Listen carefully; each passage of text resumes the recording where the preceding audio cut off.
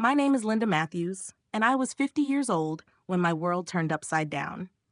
Richard, my husband of 28 years, passed away unexpectedly, and I found myself alone, standing at the edge of a life I thought I knew. I never imagined that I would be sitting here, writing this, reflecting on the turmoil that followed. When Richard died, it felt like a part of me was ripped away. We had built a beautiful life together, filled with memories of raising our children in a home we were both proud of. It wasn't just a house. It was a place that held every milestone, every happy memory, every quiet evening we spent together. Our home was warm, inviting, and full of life, just as our marriage had been. But when he passed, that warmth went with him, leaving me in an unfamiliar silence, struggling to find my footing in a world that no longer felt like mine. The night after the funeral, I sat down for dinner with my son, Daniel, and my daughter-in-law, Sara. The atmosphere was strange, too quiet, too tense. It wasn't just the absence of Richard that made the room feel so cold. It was the palpable distance between us. Daniel, my 27-year-old son, barely glanced up from his plate. It was as if he didn't even see me, as if I were invisible, a ghost sitting at the table with them. Sara, ever the calculating one, sat across from me with a cold expression, her posture rigid, as if she were preparing for some battle. I hadn't realized how much I had come to depend on Richard, on his presence, on the way he made things feel normal. But now he was gone, and the void felt overwhelming, like I couldn't breathe. The house felt larger, emptier, without him. "You've been through a lot, Mom," Sara said, her voice soft but sharp underneath, like a knife wrapped in velvet. She said it as if she were speaking to a fragile object, something that needed careful handling. But I could hear the calculation in her words, the coolness that didn't match her tone. "But now that Richard is gone, we think it's time for you to consider moving out." Her words hung in the air, thick with finality, as if I were already being pushed out, as if I didn't even have a say in the matter. I stared at her, blinking, trying to process what she had just said. "What do you mean, moving out?" I asked, my voice wavering as I searched Daniel's face for some sign of support. Something, anything that would show me that this wasn't real, that this was some kind of misunderstanding. Sara continued, her tone smooth, like she was making a suggestion, but there was an undeniable edge to her words. "You're not getting any younger, Linda," she said, her eyes never meeting mine. "And this house, well, it's too much for one person. We've been talking, Daniel and I. You should move into a retirement community, somewhere smaller, more manageable. There are options available." The word stung, sharper than I could have anticipated. Retirement community. Small. Manageable. As if I were some old woman who couldn't possibly keep up with the house Richard and I had built together. The very thought of leaving this home, the place where I had spent so many years, so many quiet mornings with Richard, felt like a betrayal of everything we had worked for, everything we had created together. "I don't need a retirement community, Sara," I said, my voice steady despite the storm of emotions swirling inside me. "I've lived here for over 30 years. Richard and I built this house with our own hands, brick by brick. I'm not incapable of handling it on my own." Daniel shifted uncomfortably in his chair, finally glancing up at me, but his eyes were distant, like he wasn't really seeing me. He looked down at his plate again, unable to hold my gaze for more than a second. "Mom, we just want what's best for you," he muttered, his voice lacking conviction. "It'll be easier for everyone if you don't stay here alone." "We've been thinking of selling the house. It's too big for you now." His words hit me like a physical blow. It wasn't just about moving. It was about losing everything I held dear. Everything Richard and I had built. This house, the place where our children had grown up, was suddenly a burden. Something to be rid of. Something to be sold off like it had no meaning. I could feel my chest tighten as I struggled to hold back tears.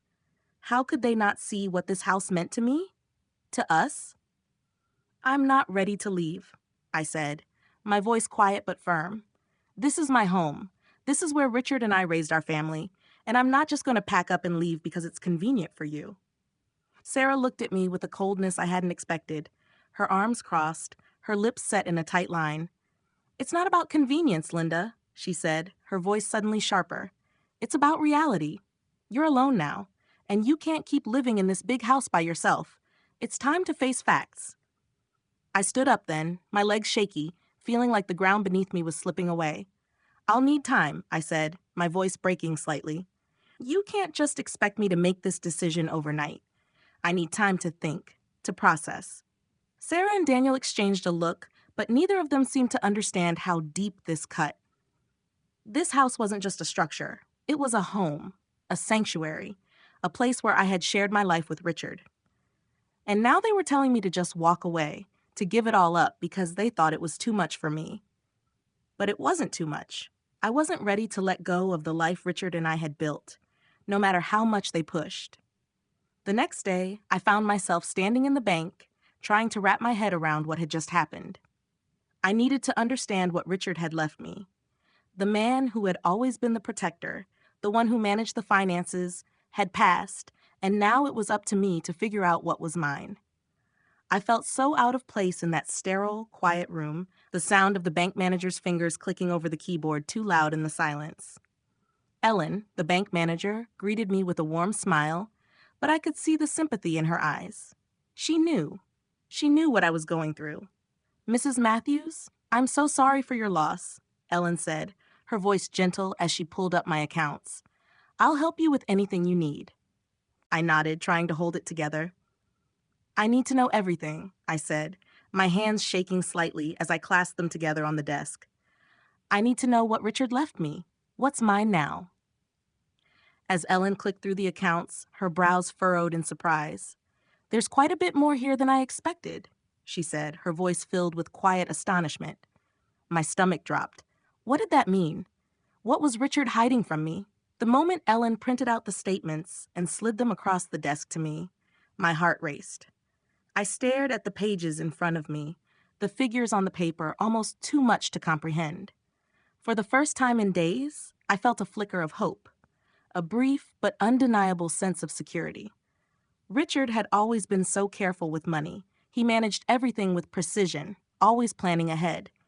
But even with that knowledge, I hadn't realized just how much he had planned for me, how much he had protected me in ways I had never fully understood. Ellen pointed to the first sheet.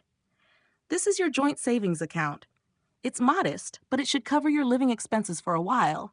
And this here is your checking account. I'm sure you're familiar with that. She spoke in a calm, professional tone, but I could hear the surprise in her voice. But Mrs. Matthews, what's truly noteworthy are these accounts here. She tapped the next few statements, and I found myself scanning them in disbelief. There were multiple savings accounts, a few certificates of deposit, and then, this was the part that really caught my attention, a trust fund. Ellen's fingers hovered over the screen as she explained, her voice softening. Richard set up a trust fund several years ago, and you're the sole beneficiary. It's substantial. I blinked. A trust fund? But Richard never mentioned anything like this. I thought we had everything in joint accounts. Ellen nodded gently. It's not uncommon for people to set up trusts for specific purposes, especially when they want to ensure financial security for their loved ones after they're gone. From the looks of it, your husband was very methodical about it, Linda.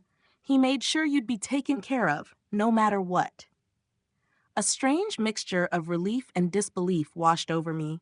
For a moment, it was hard to breathe, as if the weight of the discovery was too much to bear. Richard had planned for this. He had known, somehow, that I would need this protection. I had never asked for it, never even considered it, but here it was, Richard's silent, loving safeguard. Ellen printed the trust fund details for me, and I stared at the paperwork as my mind began to piece things together. Richard had left me not only financial stability, but also independence, something I hadn't realized I needed until now. The thought that Sara and Daniel thought I was incapable of handling things on my own, this house, the business, seemed even more absurd. I had the means to manage it, and I could continue Richard's legacy, not just with this house, but with everything else he had built. Mrs. Matthews, Ellen continued, there's one more thing I think you should be aware of. Richard also set up a few additional accounts under your name. These are for investments that he made over the years with the intention of diversifying your financial future. I'd recommend sitting down with a financial advisor to make sure everything is properly managed.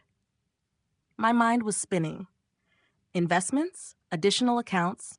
I had never even known about these. Richard had been careful, deliberate, ensuring that everything would be in place for me. The realization hit me like a wave. He had thought of everything.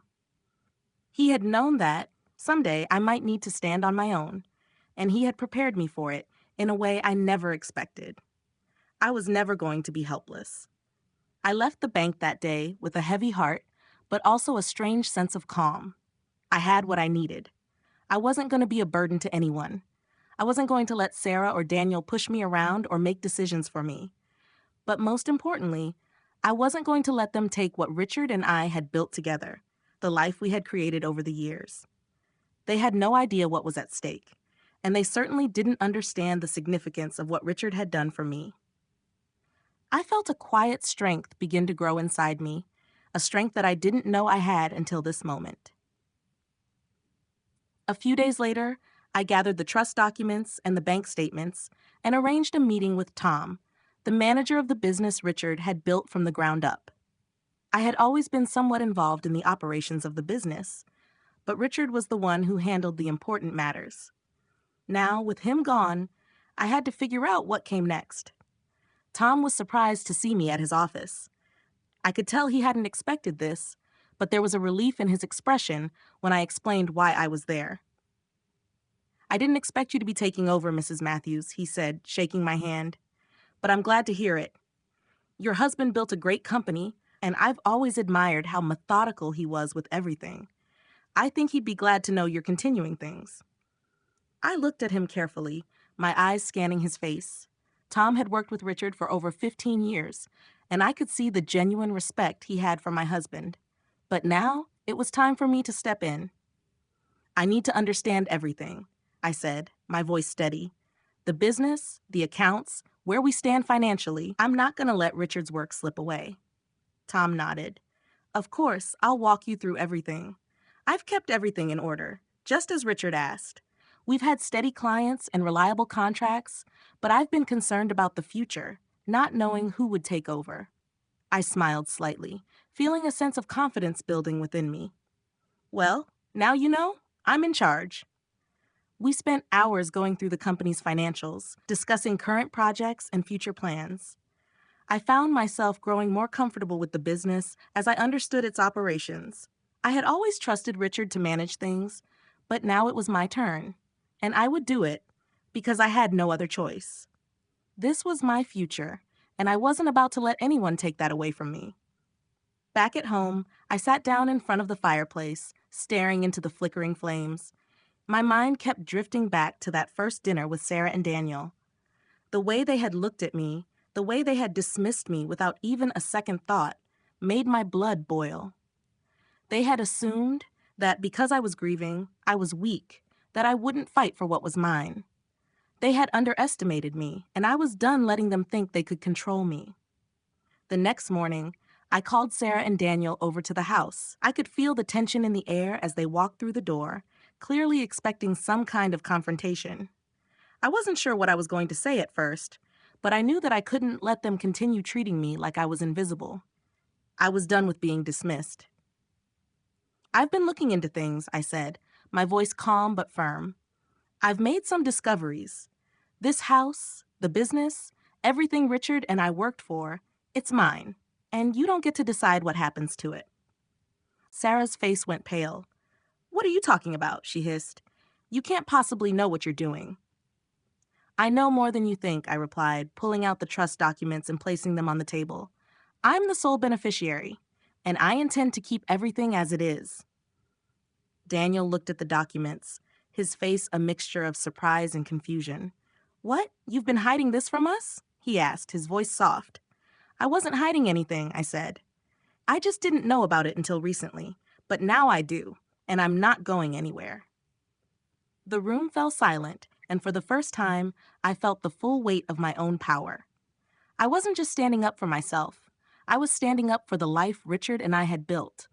And nothing, not Sara's manipulation or Daniel's indifference, was going to take that away from me. A few days after the confrontation with Sara and Daniel, I found myself in the quiet of the house, surrounded by the remnants of Richard's life. I had spent most of the day going through old photos, letters, and mementos, pieces of the life we had built together. It was bittersweet, reliving those moments. I could feel Richard's presence everywhere, but I also knew that I was going to have to start living without him. I had always been the supportive wife, the one who stood by his side, letting him lead our family and make the big decisions. But now, I had to step into that role myself, something I wasn't entirely sure I was ready for. The business had been Richard's pride and joy. He'd built it from the ground up, and while I had always been involved in some of the day-to-day operations, I had never been the one in charge. I didn't even know where to start.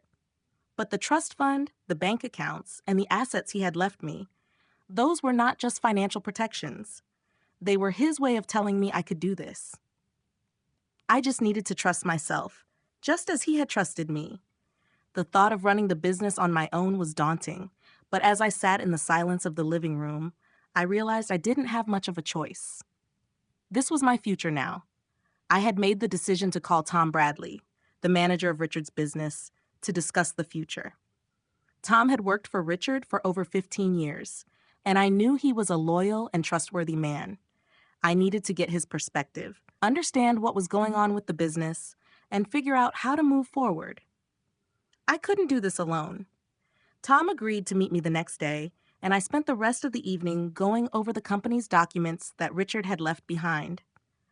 I hadn't realized just how meticulous Richard had been with everything. There were contracts, financial reports, and detailed projections that would help me understand how the business ran. It was a lot to take in, but I had to learn it all if I wanted to keep the company intact. I couldn't afford to let it fall apart, not after everything Richard had worked for. When Tom arrived the next morning, I was ready. I had prepared a list of questions, although I wasn't sure how much I would understand. But Tom was patient, and he walked me through everything step by step. We sat in the office, surrounded by the papers and files that Richard had left behind, and began going over the most important aspects of the business. Tom explained the ongoing projects, the clients, and the future growth potential. He showed me how the finances were managed, how the employees were paid, and how we could continue to build upon Richard's legacy. "There's a lot of potential here, Linda," Tom said, looking over the financial projections. "Richard was always careful with his money, always looking ahead. You've got a solid foundation to build on." I nodded, trying to take it all in. "I don't know if I'm ready for all of this, Tom. It's a lot more than I expected." Tom smiled, his weathered face softening. "You don't have to do it all at once, Linda. We'll take it step by step. Richard always made sure we had the right people in place. You've got a good team behind you." I couldn't help but feel a sense of relief. I wasn't alone in this. Tom was right. Richard had built a strong foundation for the business, and I had the support I needed to carry it forward. The weight of the responsibility didn't feel as heavy anymore. I wasn't just continuing the work for Richard's sake. I was doing it for myself, too. I had to prove to myself that I could handle it. As Tom and I discussed the details of the business, I began to realize how much I had underestimated myself. I had always been the supportive wife, the one who helped where needed, but never took charge. But now, I was the one calling the shots. I was the one who had to make decisions, not just for me, but for the future of the business and its employees. It wasn't easy, and there were moments when I felt like I was in over my head, but there was a sense of satisfaction that came with taking control of something that had once seemed so intimidating. Later that day, I met with the financial advisor Richard had set up for us years ago. I needed to understand the full scope of my financial situation, and I knew that Richard had always been cautious with investments. The advisor explained that the trust fund was designed to be a long-term safeguard, ensuring that I would never be financially dependent on anyone. It was clear now that Richard had seen the potential for me to stand on my own, and he had taken every measure to ensure that I could do so. The more I learned, the more I realized how much Richard had trusted me, how much he had believed in me even when I hadn't fully believed in myself. It was humbling, and at times it felt overwhelming. But it also gave me the strength to keep going. I wasn't just handling Richard's legacy, I was building my own. In the weeks that followed, I threw myself into managing the business. There were a lot of long hours, a lot of meetings, and many decisions to be made. But I started to feel more confident, more capable. I worked closely with Tom, who became not just an advisor, but a mentor, helping me navigate the complexities of the business world. We continued Richard's work with the clients, ensuring that everything ran smoothly. Slowly, I began to see the potential for growth, just as Richard had. At the same time, I began to let go of the idea that I had to hold on to the past. Richard had been my anchor, my partner, and my best friend. But now, I had to learn to stand on my own, to make decisions that were right for me. The house, the business, my future, it was all mine now. And while the grief of losing Richard never fully went away, I began to find peace in the fact that I was carrying on what he had started in my own way. The next few months were filled with growth, both personal and professional. I continued to run the business, making decisions that helped it thrive. I learned to trust myself, to trust the people around me, and to embrace the responsibility that came with the life I had now. And as I sat in the quiet of my office, looking out the window at the work Richard had built, I knew that I had made the right choice. I was ready. Ready to live, ready to lead, and ready to carry on Richard's legacy. The weeks following my decision to take charge of the business were a blur. I was managing not just the logistics of running the company, but also the weight of the grief that still lingered in the corners of my life. There were moments when the reality of being without Richard hit me harder than any business decision ever could. Sitting at the kitchen table, where we had spent so many mornings drinking coffee and talking about our plans, was a particularly painful reminder of the void. He had left. But I couldn't afford to dwell on that. Not when there was so much to be done and so much responsibility now on my shoulders. The business continued to grow, slowly but steadily, and I began to take pride in it, in what Richard had built and what I was now continuing. It wasn't easy. I spent countless hours poring over contracts, meeting with clients, and learning the ins and outs of managing the day-to-day operations. There were moments of self-doubt, especially when faced with decisions that I had never thought about before, like renegotiating contracts or dealing with difficult clients. But Tom, ever the patient guide, was there every step of the way, helping me understand the nuances of running the business and encouraging me when I felt like I was losing my footing. I remember one afternoon when I was sitting in my office reviewing the financials for the upcoming quarter. The numbers were overwhelming, but I couldn't ignore them. I had to understand where the business stood and where it was headed. Tom walked in with a cup of coffee and sat down across from me, glancing over my shoulder at the reports. "You're doing great, Linda," he said, his voice reassuring. "I know it's a lot, but you're handling it like Richard would have. Keep at it, and it'll start to feel more natural." His words were comforting, but I still felt the weight of it all. Richard had always been the one to handle the difficult decisions, the ones that required a steady hand and a clear vision for the future. I had never imagined myself in his position, but here I was, making decisions that affected not just the business, but the people who depended on it. Over time, I began to see the fruit of my labor. The employees who had once been unsure about my ability to lead started to warm up to me. They respected the fact that I was doing everything Richard had done, attending meetings, reviewing budgets, and looking out for their well-being. I wasn't just the owner of the business. I was their leader, their guide. I took pride in that, even when I wasn't sure I had all the answers. I also started to realize that Richard had left me more than just the business and the house. He had left me the tools I needed to navigate this new chapter in my life.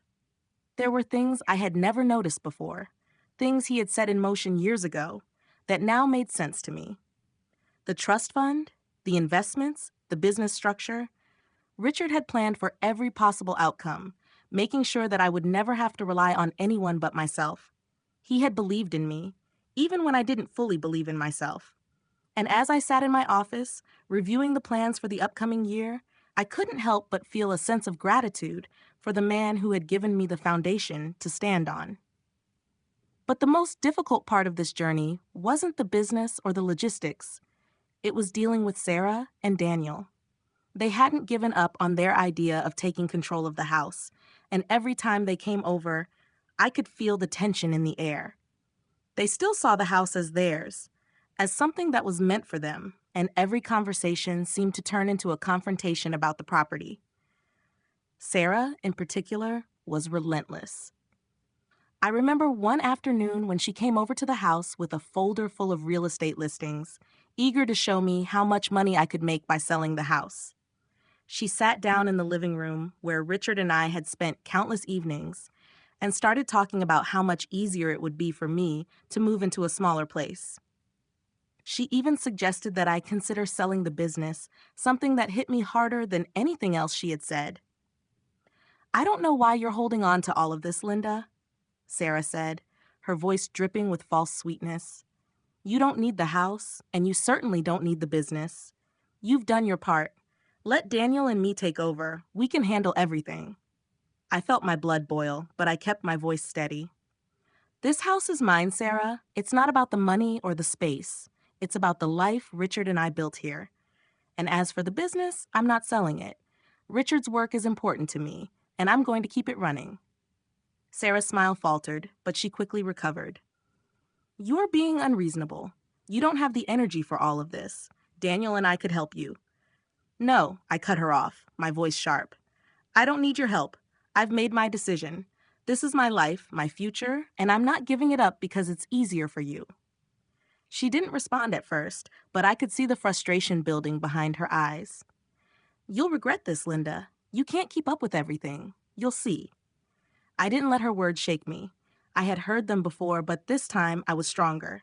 I knew what I was doing, and I wasn't going to let anyone dictate my future. Not Sara, not Daniel, and certainly not anyone else who thought I was too old or too fragile to make my own decisions. The next few weeks were filled with meetings and paperwork, but there were moments when I couldn't shake the feeling that Sara and Daniel were still plotting behind the scenes. They had tried everything to get me to sell the house, to hand over the business, but they had underestimated me. I wasn't going to let them take everything Richard and I had worked for. One afternoon, Tom and I sat down to review the business's progress. I felt a sense of pride in what we had accomplished together. The business was stable, and we were slowly building a reputation for reliability and quality work. Richard's legacy was intact, and I had taken my place as the leader of the company. "I think Richard would be proud of you," Tom said, glancing at me across the desk. "You've done more than just keep the business afloat. You've made it your own." His words meant more than I could say. Richard had built the foundation, but I was the one who was shaping the future. It wasn't easy, but I was finally beginning to understand what it meant to be in control of my own life. As the sun began to set that evening, I walked through the house, feeling the weight of the past lift from my shoulders. I wasn't just surviving anymore. I was thriving. I had taken control of my destiny, and there was no turning back. The future was mine to shape, and nothing, not Sara, not Daniel, not anyone, could take that away from me. The months that followed the confrontation with Sara and Daniel felt like a slow, steady ascent. At first, the days were overwhelming, filled with paperwork, meetings, and decisions that I had never imagined myself making. But gradually, I began to feel more confident. The work Richard had left behind, the trust fund, the business, it all started to make sense. Every decision, every task, began to feel less like a burden and more like something I was meant to do. I was no longer just honoring Richard's memory. I was building my own future, step by step. But despite the momentum I was gaining, there were still moments of doubt. There were times when I caught myself missing Richard's presence, his voice guiding me through tough decisions. The house, which had once felt so alive with the sound of his laughter and the comfort of his reassuring words, sometimes felt empty. Yet as the business grew and my independence solidified, those moments of loneliness became easier to bear. The life Richard and I had built together was still with me, in everything I did, in every decision I made. And that, I realized, was enough. I remember the first time I stood in front of the entire team at the company. Tom had encouraged me to take a more active role in managing the business, and I had finally agreed. I had avoided it for so long, afraid I would stumble over my words or fail to command the authority that Richard had always had. But that morning, as I stood there in front of the employees who had known Richard just as well as I had, something inside me clicked. I wasn't just Richard's wife anymore. I was the leader of this company, and it was time for them to see me that way. "Thank you all for coming," I began, my voice steady, but still betraying a hint of nerves. "I know I'm not Richard. No one can replace him, and I don't want to. But I want you to know that I'm here, and I'm committed to continuing what he started.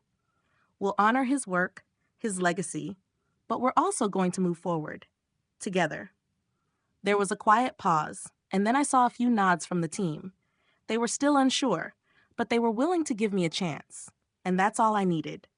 From that moment on, I made it a point to connect with the team, to build trust and show them that I could lead. Slowly, the doubts began to fade. The more I took charge, the more I realized that this was my company now, just as much as it had been Richard's, and I wasn't going to let anyone take it from me. Around that same time, I began to notice a shift in Sara and Daniel. At first, they had tried to push me, to get me to sell the house or step aside with the business. But as I continued to stand my ground, something changed. The subtle, passive-aggressive comments from Sara became less frequent. Daniel, who had been avoiding eye contact and withdrawing into himself, started to show signs of guilt. He wasn't fully on my side yet, but there was an openness in his eyes when we spoke, a flicker of the sun I had once known. One evening, a few weeks after I had taken full control of the company, Daniel called me.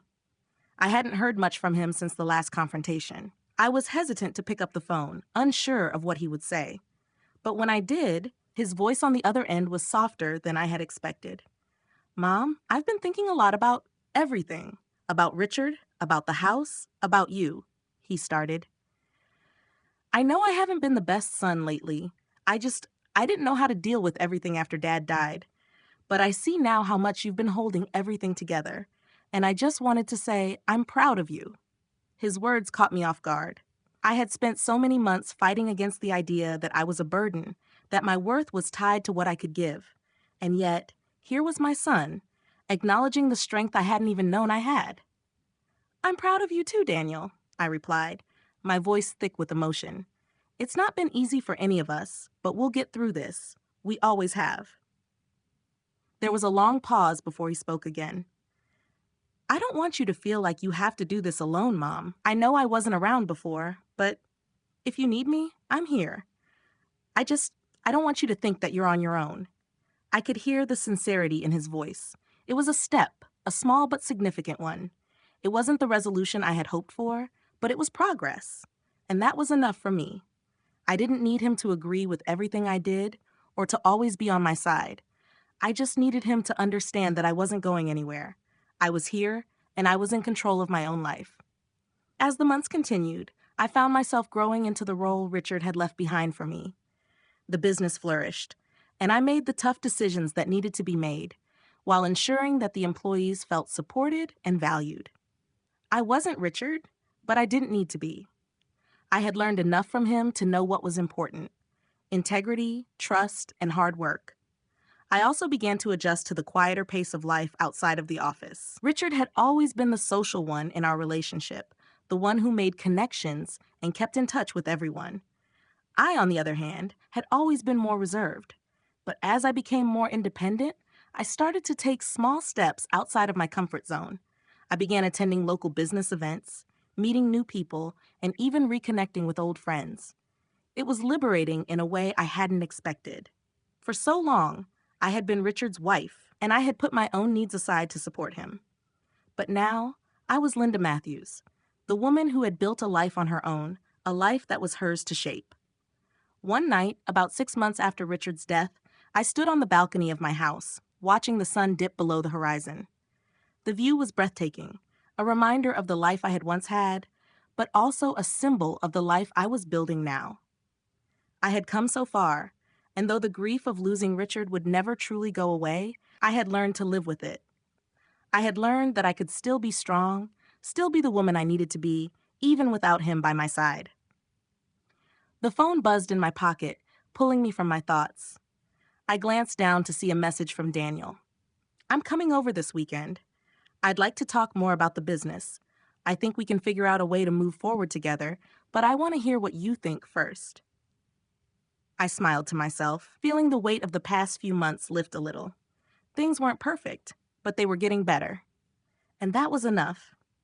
The future was uncertain, but I was ready to face it. I had taken the first steps on my own, and now I was no longer afraid. I had the strength to continue, to lead, and to build a life that was completely mine. The next few months felt like a whirlwind of change.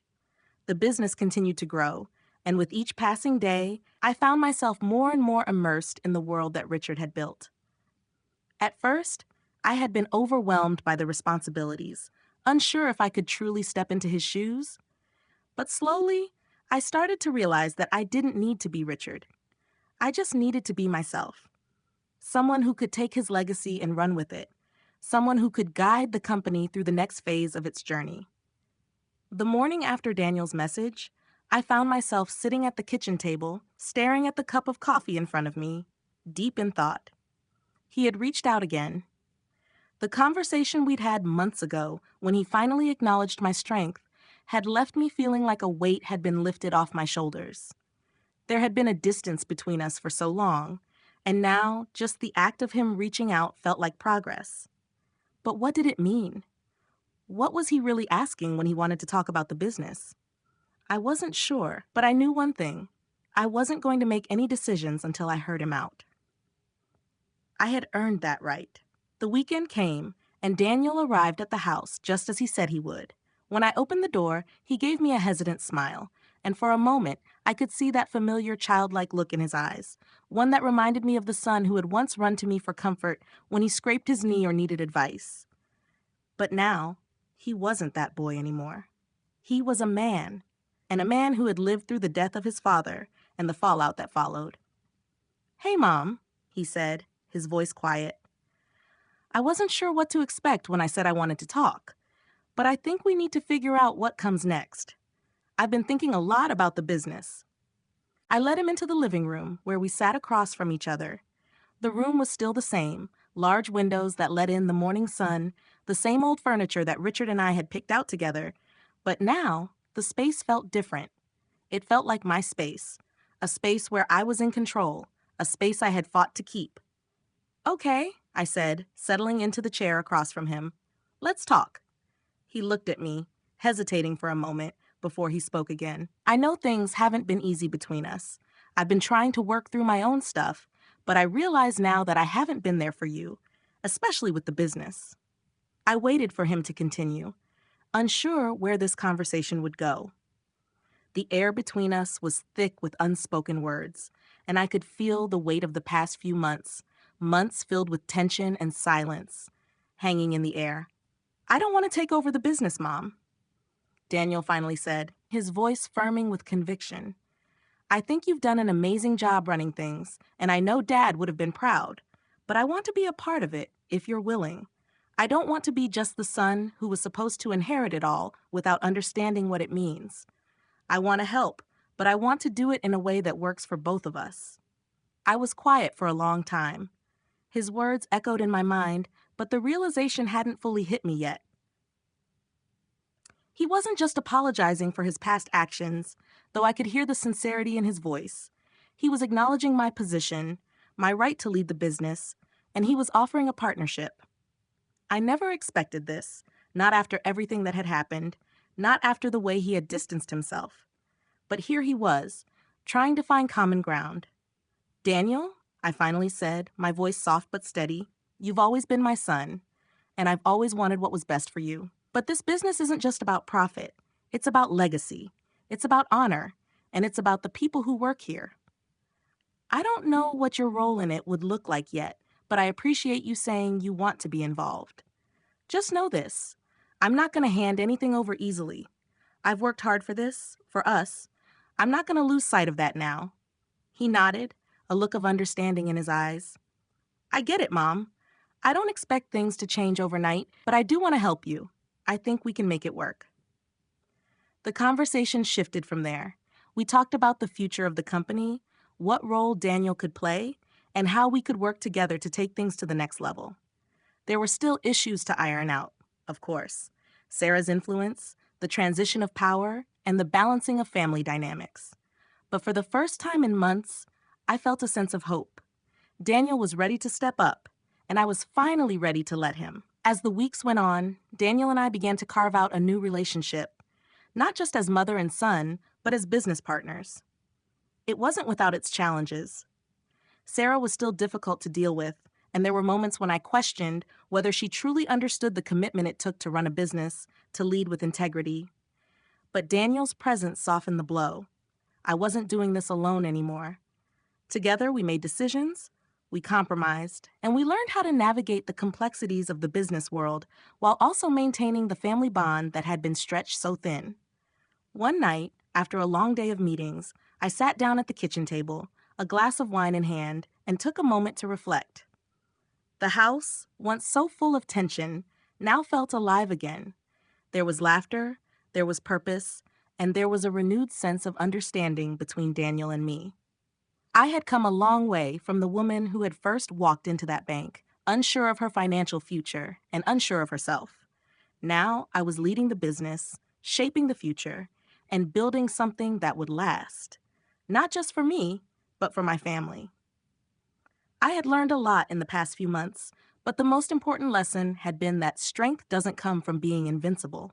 It comes from facing your fears, confronting the past, and learning to trust those who are willing to walk beside you. I had thought I would have to do it all alone, but I had come to realize that wasn't true. With Daniel by my side, with the business thriving, and with the legacy Richard had left me, I finally felt like I was ready for whatever came next. The future was uncertain, but for the first time in a long while, I wasn't afraid of it. I was ready to face it head on. And I knew, no matter what, I would be okay. It had been nearly a year since Richard's passing, and in that time, the business had grown stronger. So had my resolve. I often found myself reflecting on how far I had come, on the woman I had become since that first painful day I had sat in this very house, overwhelmed by grief and uncertainty. Now, I was the one making the decisions. I was the one in charge. And while there were moments when the grief of losing Richard still took my breath away, they were fewer and farther between. I had learned to live without him in ways I never thought possible, and I had done it while carrying the weight of his legacy with pride. But as time passed, I also realized that with power came responsibility, and with responsibility came more conflict. Sara, as expected, was never fully on board with the idea of me running things. While Daniel had shown signs of change, there was still a part of him that seemed torn between loyalty to his wife and understanding the importance of family. The tension that once existed between us had evolved into something subtler, more passive-aggressive, but it was still there, lurking beneath the surface. One afternoon, I decided it was time to sit down with Sara. We had avoided real confrontation for a while, but I knew that I couldn't continue to let the tension between us fester.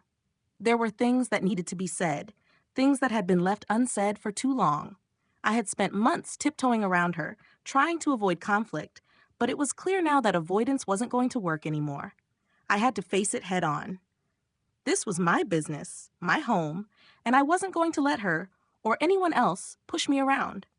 When Sara arrived at the house that afternoon, she was as composed as ever, her expression carefully neutral. But I could see the tension in her eyes. She was always careful around me, as though she didn't quite know what to expect. And to be honest, neither did I, but I was determined to find out. "Linda," she said as she walked into the living room, her voice almost too sweet. "It's been a while since we had a real conversation. I thought it might be nice to catch up." I knew better than to fall for her feigned warmth. "Sara, we need to talk," I said, my voice steady. "About the business, about what's been going on." Her smile faltered, but she quickly recovered. She sat down across from me, folding her hands neatly in her lap, and for a moment neither of us said anything. It felt like we were both waiting for the other to make the first move, to reveal what was really going on underneath the surface. "I'm not sure what you mean," she said, her voice casual, but I could see the edge in her eyes. "I mean that I know you've been trying to undermine me, Sara," I said, leaning forward. I know you've been trying to get Daniel to take over the business, to get me to sell the house. I know you think I'm not capable of running things, but I'm done letting you think that. There it was, the truth, laid bare in the space between us. I watched as her expression shifted from one of cool indifference to something more guarded. For a moment, I thought she might lash out, but instead, she just looked at me, as though trying to figure out if I meant what I said. Linda, she said, her voice quieter now, almost apologetic. I never meant to make you feel like you weren't capable. I just thought it would be easier for you. That's all. Easier for me? I echoed, incredulity creeping into my voice. You thought it would be easier for me to give up everything Richard and I built? To just hand it over to you and Daniel? Sara looked away for a moment, clearly uncomfortable with the direction the conversation was heading. I didn't want to take it from you, she said finally, her tone softer, more uncertain. I just thought maybe it would be better for everyone if things changed, if you didn't have to keep holding on to something that was so tied to Richard.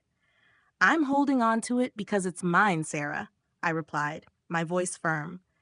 I don't need you or Daniel to tell me what I can or can't handle. This is my life, my decision, and I'm not letting anyone take it away from me. For a long moment, Sara was silent, her gaze fixed on the floor. I wasn't sure what she was thinking, but I could tell that something was shifting. Maybe it was the weight of my words, or maybe it was the realization that I wasn't going to back down anymore. Either way, I could see that she wasn't sure how to proceed. You've changed, Linda, she said finally, her voice softer than before. I can see that, and I can respect that. I nodded, but I wasn't about to let my guard down. I've had to, Sara. I've had to change to survive. Richard's gone, and I have to take care of myself now. I can't rely on anyone else to do it for me. She seemed to consider that for a moment before finally meeting my gaze. I can see that. She paused, seeming to struggle with the words. I just didn't know if you were ready for all of this. I am, I said, my voice unwavering. I've been ready. I've been ready for a long time. There was a long silence between us after that, and for the first time, it felt like we were on the same page. Sara had always been difficult, always trying to control things, but I had finally shown her that I was not someone she could manipulate. I had my own strength now, and I wasn't afraid to use it. A few days later, I met with Daniel again to discuss the business. This time, the conversation felt different. There was a mutual understanding between us, a recognition that we were both in this together, not as mother and son, but as business partners. He had apologized for his previous behavior, and I could tell that he was trying to find his place in the company. I've been thinking a lot about what you said, Daniel said, his voice thoughtful. About working together. I think we can make this work, Mom. I want to be a part of it, but I want to respect what you've built here. I smiled, relieved to hear those words. I'm glad to hear that, Daniel. It's not going to be easy, but we'll figure it out. Together. We spent the next few hours discussing the future of the company, outlining our roles and responsibilities, and setting goals for the next year. I had come a long way from the woman who had first walked into the bank, unsure of her financial future. Now, I was leading the business, building my own legacy, and showing Daniel and myself that I was capable of more than I had ever imagined. By the end of the day, I felt a sense of peace that I hadn't felt in a long time. I wasn't just surviving anymore. I was thriving. And as I looked at the business that Richard had built, I knew that I was ready to carry it forward, with or without anyone's approval. The future was mine to shape, and I was no longer afraid to do it. The weeks that followed felt like a slow but steady progression, each day inching me closer to a version of myself that I didn't recognize, but was beginning to accept. I had grown into this role, this new life, one that I hadn't chosen but was slowly shaping with every decision I made. The business continued to thrive, and as Daniel and I worked more closely together, the awkwardness from earlier began to fade. There were still challenges. Sara's subtle undermining, the late nights of paperwork, and the ever-present pressure of running the company, but I felt a quiet strength emerging. I wasn't just managing the business anymore. I was mastering it. The hardest part, though, was still learning how to navigate the spaces where my old self had lived. Richard had been my anchor, my guide. Now it was just me. And while I no longer felt the crippling grief that had nearly consumed me in the beginning, there was still a hollow feeling inside, a reminder that the life I had known, the life Richard and I had built, would never be the same again. The pain was softer now, not as raw, but it lingered like an old scar. Still, I kept going, pushing forward because that's what Richard would have wanted me to do. And I owed it to him. I owed it to myself. One afternoon, Daniel and I were sitting in the office, reviewing the quarterly financials. It was an important meeting, one of those that determined whether we would meet our projected growth targets or have to adjust our strategy. The pressure was high, but I had learned to manage it. As we went through the numbers, Daniel stopped, his finger tracing a line on the report. "Mom," he said, looking up at me, "I've been thinking a lot about our direction. You've really made this business your own. I mean, I've seen the changes, the way you've handled everything, and I just wanted to say, I'm really proud of you." His words surprised me, catching me off guard. For so long, I had only seen myself as the woman who was holding things together, the one who was picking up the pieces after Richard's death. I hadn't realized how far I had come until Daniel pointed it out. I could feel a lump in my throat as I met his gaze. "Thank you, Daniel," I said, my voice steady but thick with emotion. "That means more than you know. I couldn't have done it without you." We both paused for a moment, letting the weight of our conversation settle in. There had been so many years of distance between us, so much unspoken tension, but here we were, finally working together, finally on the same team. The realization hit me like a wave. The business wasn't just Richard's anymore. It was mine and Daniel's, and together we were going to take it to new heights. After the meeting, I decided to take a walk around the property. The sun was setting, casting a warm glow over the buildings and the garden that Richard had so carefully tended to. As I walked, I felt a deep sense of pride. This place, this company, had been built from the ground up. Richard had poured his heart and soul into it, and now it was mine to continue. The thought wasn't as overwhelming as it once was. It felt like a responsibility I was ready for, a legacy I was prepared to honor. As I wandered through the garden, I noticed the old bench where Richard and I had spent countless evenings talking, planning for the future. It was a place of peace, of reflection, and for a moment, I let myself sit there and remember. The memories came rushing back, his voice, his laughter, the way he always made me feel like we were invincible together. And in that moment, I realized something important. I had been grieving for so long, for the loss of Richard, for the loss of the life we had shared. But now, I was grieving not just for him, but for myself. Grieving for the woman I had been, the woman who had lived in the shadow of someone else's dreams. But that woman no longer existed. I had emerged from that shadow, and though it hadn't been easy, I was proud of who I had become. As I stood up from the bench, I felt a renewed sense of purpose. This business, this home, was mine now. But it wasn't just about the legacy, it was about my future. I had spent so many years focusing on Richard, on the family, on the business, that I had forgotten what it meant to live for myself. But I had learned, over the course of this year, that I could be both a leader and a mother, both a businesswoman and a person with my own desires, my own dreams. I didn't have to lose myself in the process of carrying on Richard's legacy. I could honor it by living my life to the fullest. That evening, as I sat down for dinner with Daniel and Sara, I felt a shift in the air. For the first time in a long time, it wasn't just about the business, the house, or the responsibilities that weighed heavily on my shoulders. It was about us, about the family we still had, the bond that was slowly being rebuilt. Sara, though still somewhat distant, had softened. Her earlier attitude had faded, and while I didn't fully trust her, I could see that she was trying. And Daniel? He had stepped up in ways I hadn't expected. He had grown, matured, and was now someone I could rely on. We ate in relative silence, but there was a quiet understanding between us. Things weren't perfect, but they were better. And that was enough for now. After dinner, as Daniel and I cleared the table, he turned to me with a smile. "Mom, I know things haven't always been easy between us, but I just wanted to thank you for not giving up on me."